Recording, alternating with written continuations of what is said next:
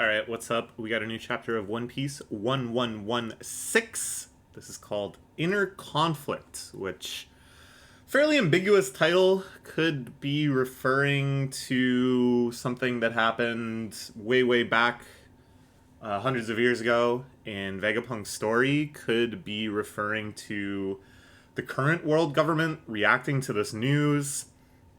You know, I'm sure a lot of Marines are going to have their loyalty tested as it becomes more and more clear what exactly they're actually fighting for. Uh, those are probably the only two things. I can't see the pirates infighting. That would be very disappointing if the giant pirates attacked the Straw Hats for some reason. No way. But yeah, I don't know. Could go in any direction here. The bombshells keep dropping, both literally from the Buster Call onto Egghead, and then metaphorically through every single sentence that Vegapunk is saying. The foundational mysteries of the lore of the world of One Piece are finally being exposed. As I said before, it really feels like the series is actually going to end. And I think this is a brand new emotion for longtime One Piece readers like me. You know, no matter how definitive things were, yeah, we beat Kaido, yeah, Emperors of the Sea were falling, things were changing in major foundational ways. They were physically moving around the globe, you know, we were in the new world, we were heading for the end of the Grand Line. It still just felt like, okay, but there's still so much more out there that could happen, that everything that's happened until now could still be even like less than 50%, right? Like, there's so many times in One Piece where that truly was the case. You felt like, wow, this is huge. This is so definitive. Like, at the end of Aina's Lobby, say. But it turns out Aina's Lobby was not even the halfway point. It's turning out that the Whitebeard War might not even be the halfway point.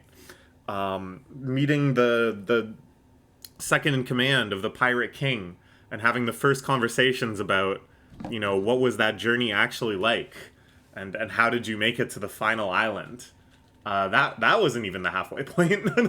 But now it's like, it actually really feels like, oh, we're closing in. Like, things are actually happening definitively now. This series won't, in fact, run forever. It will end. Crazy. Okay, let's get to the chapter. Because I could spend all day just trying to capture how mind-blowing that feeling is to me, who's been reading this series since I was 10. So, Yamato pilgrimage around Wano continues, getting medicine and dumplings from Otsuru. I'm sure that could come in handy later in his voyage. I don't know. I'm enjoying this cover arc. It's fun. It's nice to see Wano flourishing and checking in with all these minor characters from that long, epic arc. But I want to see Yamato head to sea. I want to see him ravage the new world with... I don't know. It feels like we still haven't really understood the extent of Yamato's powers. There's the mythic ice wolf fruit and his just monstrous physical strength. I don't know. I like Yamato. Okay. The weapons that sank the world into the sea are still lurking around somewhere. Yeah, that was the final bombshell. The war from 800 years ago is still ongoing. Imu looking pissed off, looking at Vivi, who, it seems like maybe all of the ancient weapons are going to have princesses that control them, okay? This is a theory that really just crystallized in my head right now. Because Shirahoshi, we know, is actually the ancient weapon Poseidon, because she can control the gigantic sea kings, which themselves are just a huge natural destructive force that can be called an ancient weapon. And then Vivi clearly has some power over the ancient weapon that sleeps in Alabasta, which is... I can't remember. I always get mixed up which one is which. But that was the gigantic ancient battleship that Frankie had the blueprints for and destroyed. And the old one still exists somewhere in the world, but we can't build a new one. I think Vivi might have some unique hereditary royal power to turn on the sleeping one, okay? And then I think Emu is the third princess who actively currently has control over Pluton. There's Neptune, Uranus, and Pluton. Pluton. Ooh. Well, there's the one that's like underneath Wayno. So that's not the one in Alabasta. Are there two that are slumbering in the earth? Now I've kind of talked myself out of it. But I think it makes sense that, yeah, you need this like princess control. And that Emu is the other princess. Emu is maybe from Wayno. Emu has something to do with the clan that built the poneglyphs. Things like this. Excuse me. I think this is how it's all going to tie together. I don't know. But we're not going to get this information now. Vegapunk doesn't know this stuff either. This is going to be bombshells that drop in a later arc. Okay.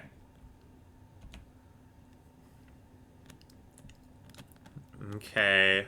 Yeah, the fact that we're seeing Vivi during this talk of ancient weapons, that's not a coincidence. I owe you all my deepest apologies, but I need to understand why. I wanted to create the energy that would power the industry of the world to come. They're having their funeral here for King Cobra. R.I.P. Good King. We see his loyal retainers in attendance. Pell, who exploded. Remember that was like the big meme that Oda doesn't kill anybody? And the definitive example was that Pell like actually just exploded into a million pieces and then was like fine and he just had a big scar. Simpler times, right? Maybe they should get Pell to go defuse the mother flame. Because if it explodes, he's gonna be okay again. And though it is still incomplete, I have at last reached a practical stage in my life's work. The mother flame, a fire that never goes out. An energy source that will one day in the future enrich the lives of people all over the world. Fortunately, one little piece of that flame has been stolen. It's like Prometheus up in here. The intertextuality. I was talking with my boyfriend yesterday about the intertextual era of manga, that for a while in kind of like mainstream shonen manga, it was very commonplace to have a lot of like literary references in the character names and kind of allusions and metaphors that relate back to other famous stories. And now I feel like we don't see that as often. Now it feels like that kind of era where that seemed really cool has passed. But it still persists in One Piece, you know? One Piece has so many of these allusions just baked in. And then they kind of like keep paying them off and keep adding new ones. Cyberpole's in the center of the island. The flames are too intense. We can't get in there. Major shaking going out there. What happened, Edison? Oh yeah, so this is when they're still reeling from the fact that the whole bottom half of the Labo phase got sliced off. Can't send any more island clouds up to the Straw Hats. The crazy five elders is heading your way. Please, Stussy, gotta run. Ooh, what if all of this is being broadcast from Stussy? That this is part of her role as triple, quadruple Infinity Agent, is that she as well is like this ultimate dead man switch for Vegapunk.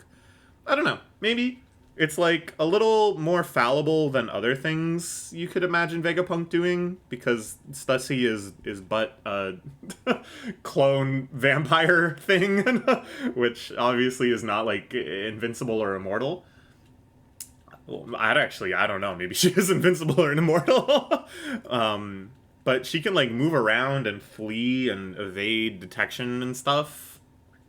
It'd be good. And it's clear Vegapunk trusts her a whole lot, you know? A lot of key plans revolved around her loyalty, despite, you know, also her apparent loyalty to many other sides.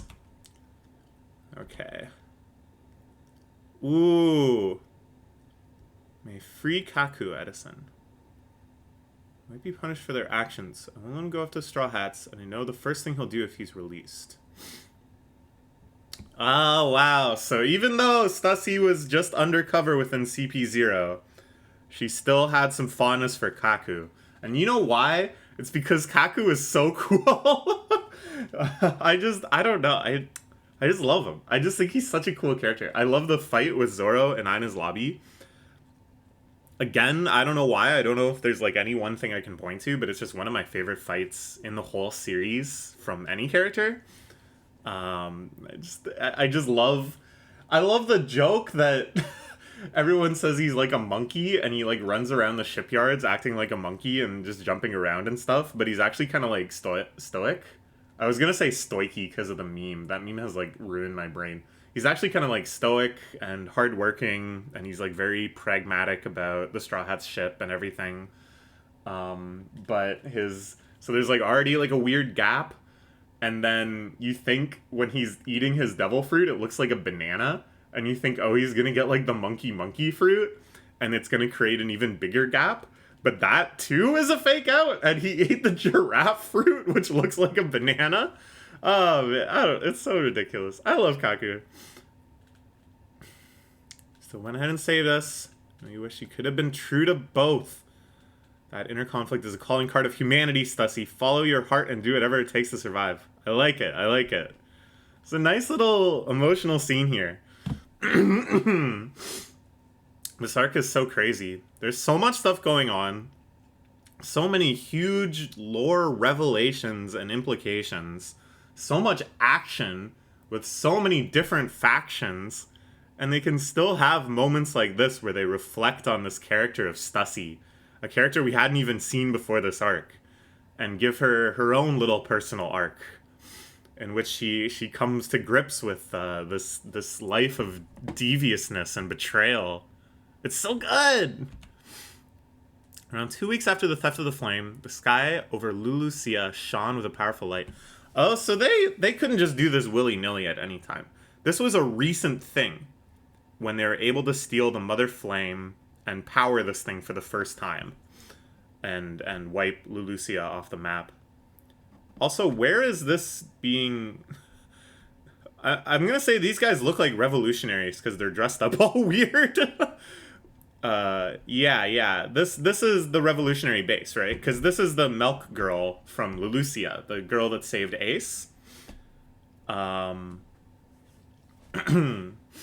So this was also recorded very recently, I guess. Yeah, because he says, oh, soon there's going to be an earthquake and stuff. This is, like, Vegapunk only recently as well realized, oh, hey, I'm going to get wiped out soon.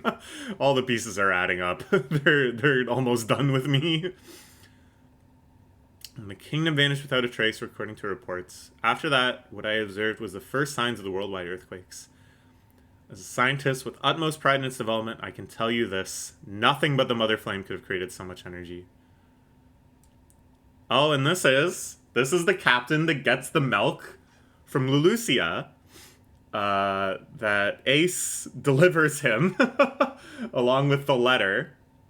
Remember? And there's that awesome cover page of him standing on top and the whole saga of his coffee is too bitter. He's still drinking his coffee. Before, when it was bitter, he'd dribble it all over his face.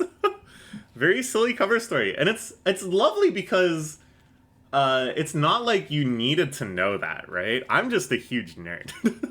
But it's not like you actually needed to remember this cover story from like decades ago. It's just a nice little Easter egg. You know, if you're just reading the story now, all you need to remember is Lulusia got wiped off the map because Sabo went there and they were trying to kill Sabo. And that's like the actual story relevant part. It's just nice that they're able to integrate all this silly stuff from cover arcs from so long ago. And here's the Punching King. What's this guy's name? Like Brunello or something from Dressrosa. Who is behind in the news. But I guess the fact that Lulusia got wiped off the map did not make the newspapers very, deliberately. I know nothing about who may have carried this out, but the results speak for themselves. My actions have led directly or indirectly to the loss of many human lives. A fact that weighs most deeply upon my soul. I am sorry. I have inadvertently proven that the man-made disaster that once sank the world is possible again.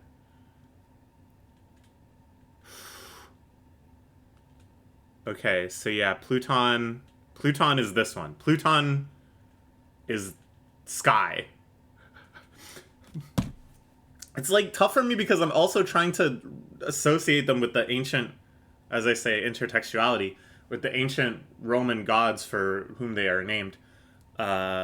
Pluton is the god of the underworld and like the night sky too, maybe? I don't remember. Uranus is like the god of the underworld. No. Pluton is the god of like, I'll just look this up later. Uranus is the god of, Neptune is the god of water and stuff. Neptune is definitely the god of water. Uranus is the god of like the underworld, which is like Hades in Greek mythology. So like literally underground. Whereas Pluton is the god of like up death. Uranus is down death. Pluton is up death, I think. And this is, raise the roof. So Pluton is the one that the world government. So it's both. There's like another one underneath Wano or something, or maybe just recently, like just since when Tengu, former king of Wano, was telling Robin about it. Since then, it's been unearthed by the world government. I don't know. In the past, there are 3 ancient weapons, and Joy Boy attempted to preserve them for the future. Ooh, oh, okay. Why would he do that for such dangerous things? Have we not sunk far enough? Who is the true evil here, and who fights the good fight? Whoa. And we see Crocodile, of course, who was searching for the ancient weapon in Alabasta. And Mermaid Princess, Shirahoshi, who is the extant living human weapon, Neptune. The day will come when all the answers are laid bare. And here we see on the Navy training ship Sengoku scarfing down rice crackers, which he used to eat, of course, with Garth. Totally freaking out about the implications of this news. And I warn you, that moment will happen when we reach the very precipice of the world's drowning. The Void Century is still ripe with mystery. However, there are some who have learned the truth. Here we see the new Navy headquarters in the new world. We're just looking at stuff. The news is piling in while we look around the world in traditional One Piece fashion. You're really gonna tell them everything, Vegapunk. The king of the pirates' crew. Why are the secrets of the world in the hands of pirates? We're all in terrible danger. Now this is kind of interesting. Because it's like, why didn't they do anything? You can say, oh, it's because Roger was gonna die. And they maybe just felt like it was a torch to be passed on to the new era. But yeah, it's like, they could have told people. Why didn't they tell people? Is it because they as well saw some sort of moral ambiguity in the actions of Joy Boy? And even though the current world government is certainly evil, that doesn't mean that the actions in the past to quash Joy Boy were necessarily evil. To be clear, I don't think that's the direction the story is going to go. I think Joy Boy is going to legitimately be a hero of the ages. But that could be one explanation, is that when they first learned this story, it was like, well, this Joy Boy kind of seems fucked up. That he waged this like epic war. And preserve these horrible weapons. But I don't know. I think if that's, yeah, there's like layers to this. And also, teaser, I do have a theory on what the actual One Piece is that I came up with after reading last chapter. We'll talk about that at the end of this chapter and see if it gets invalidated by then. Because on every page it could be totally invalidated. Of course, we see Aka Inu here freaking out. Crocus, one of the extant members of the Pirate King's crew. Doesn't make sense, Stella. How'd you know I stole the mother of Blavely? Yeah, I figured it was York. Yeah. Self-synchronizing could have known. Know that you're terrible at lying and acting. Truly shocked when you found out.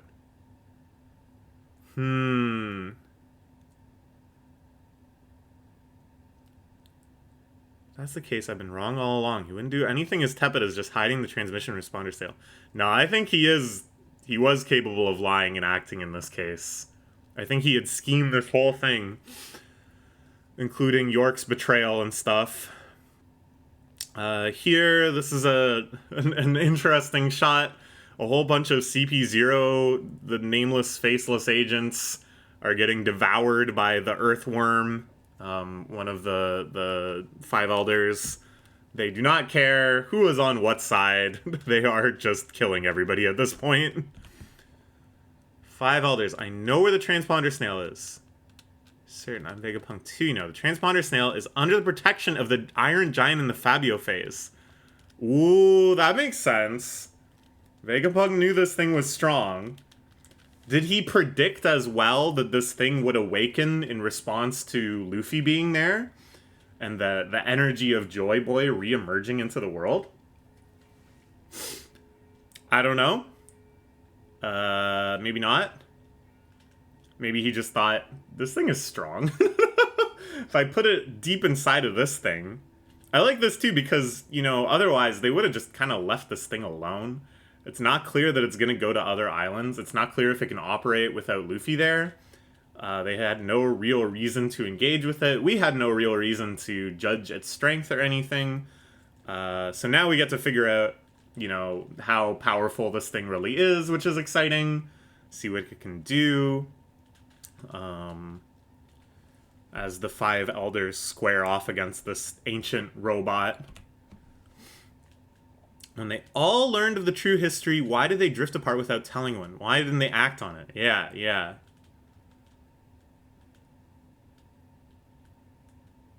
Ooh. So this was what was cited at the time, right? Way back in chapter like 500, when they encounter Raleigh, and they have the opportunity to ask about everything. Everything they learned, what they saw on the final island, the true nature of the One Piece, blah, blah, blah. And they didn't, because Luffy didn't want an unfun voyage. He wanted to discover things on his own. He didn't want spoilers. A major pivotal plot point is basically decided by Luffy not wanting spoilers. Remember that, all you folks out there that read leaks. Wait for the full chapter. It's so much better. Why do you want to read like a paragraph and go, yeah, that sounds good. Okay, I'll wait until next week's paragraph. I used to do that. I used to read every single little fragment of leak that came out. Way back on Arlong Park forums, if you remember that. I would be F5ing, waiting for the textual descriptions. I stopped because I got tricked. Because of a fake leak that came out during Impel Down that said Ivanka is going to turn Luffy into a woman so he can escape. And I fell for that. And that turned out to not be true. But they had well done fake images and stuff. At any rate, once I stopped doing that, and, you know, I haven't done that since Impel Down, which is like 10 years ago, it's so much more fun. It's so much more fun reading it week by week. And making reaction videos. If you love One Piece, try making a reaction video to the chapter. It's so much fun. I look forward to this every single week. I hope other people are enjoying watching them. But I don't even care, because just making the video is fun. And just having this kind of diary of my feelings around the series, and this legacy of videos of me, you know, that when I get to the end of the series, I have all these memories to look back on, all these moments where I was shocked, all these moments where I was so happy, all these moments that I was so excited. It's nice. It's nice. Okay, anyways. So, here's what I think the One Piece is, okay? I think you get to the final island, and Raftel exists not just sitting on the surface of the ocean. Too boring. A lot of people thought, oh, it's a sky island. I don't think so. I think it'll be underwater, like Fishman Island, okay? And there'll be a nice fun adventure of getting down there. It's going to be another kind of like bubbled thing on the opposite side of the earth. Okay? And what I think the One Piece is a big plug. Okay? A big, like, stopper, like in a bathtub, that you can pull out, and all of the oceans that resulted from the earthquakes and the sinking of islands and everything that happened during the Void Century, all of the oceans will drain down again, and the ancient continents of the world will reemerge. Okay? And I think this is what made Roger laugh. Is just how absurd that is, because it's truly absurd, and because he recognized now that what seemed like this gigantic, horrible, natural or unnatural disaster that created ramifications that could never be undone and completely inexorably altered the face of the earth, in fact, can be quite trivially changed by some giant-sized person, or someone with giant strength at least, just popping the plug out and letting the world drain back down. And then they ultimately decided not to do it because they realized this should not be left to their generation but to the next generation, which I think is a very nice forward progressive moment where it's like unclear whether or not this should happen, and Roger decides that it's best left for the next generation. That's why he doesn't do anything. That's why he doesn't even tell people, because he wants other people to have this fun seafaring adventure and then decide on their own what's better or worse. The world of One Piece as we know it, with oceans and islands, or the world from before with continents and land interconnection and stuff. Okay?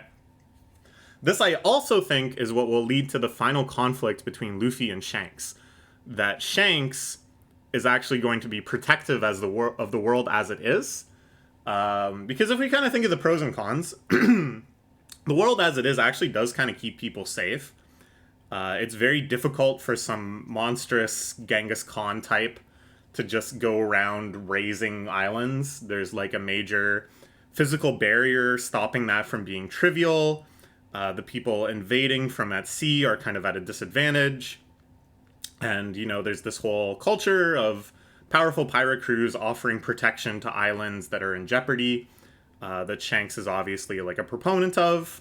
And I don't know, just kind of like a status quo enjoyer. Like he's a pirate, and the pirate lifestyle probably saved him from the destiny of his family, because he seems to be the child of nobles, and all of that is still yet to be explained. So I think this is what will set up like a legitimate, they actually need to fight it out conflict between Luffy and Shanks, because I do think that needs to happen, and I don't think it's just going to be like, it's your final test, Luffy, but instead like legitimately trying to stop him, because I think Luffy will actually be on the other side, and even though of course he's loved being a pirate and he's loved these sailing adventures and stuff, I think for him the interconnectedness of people is more important. And I think the world as it is also very quashing of like revolutionary spirit and camaraderie and change, because everyone is so isolated and information is so isolated. Like we just saw in this chapter, King Bello or whatever didn't even know the Lulusia, a nearby country, had been wiped off the map, right? They're able to get away with these very shady, very evil moves because of the isolation of peoples, okay? So I think this is what's going to lead to that final Luffy-Shanks conflict, because Luffy, I also subscribe to the theory that Luffy's final dream that was hinted at a chapter like probably like a year ago now, where Luffy has this grand vision of what he wants to see happen once he's Pirate King. I believe that is actually a party of all peoples in the world, which is kind of a popular theory. I think that's just very in character, and it fits other things he's wanted throughout the series, having a huge party. Once this is done, we're going to have a huge party and everybody's going to eat as much as they want. I think he wants that to happen the world over, and that only makes sense if there is no oceans and people can freely congregate and stuff. So this is what I think it is. I think the final answer is that it's a big plug that will drain the world. I don't know. I don't know. We'll find out. This is the crazy thing. We're actually gonna find out. It's not a pipe dream. It's not gonna outlive us. We will one day learn the secrets of One Piece, and I hope you're there with me as we read those final chapters. Okay, that's all for now.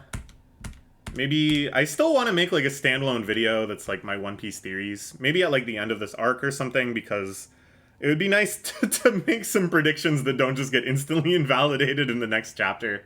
So maybe, if and when, if it ever stops raining bombshells of lore upon us, I'll work on a video like that and flesh out my One Piece as a big plug.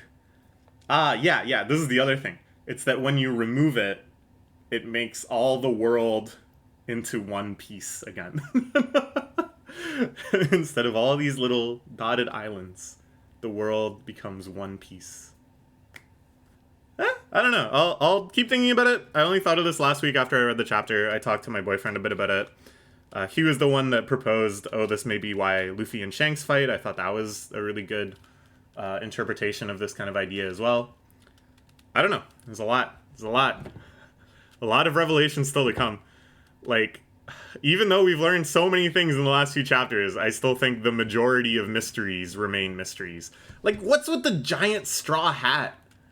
Is that Joy Boy's straw hat from an era when everyone was a giant? I don't know. There's a lot we don't know. Okay. Bye-bye.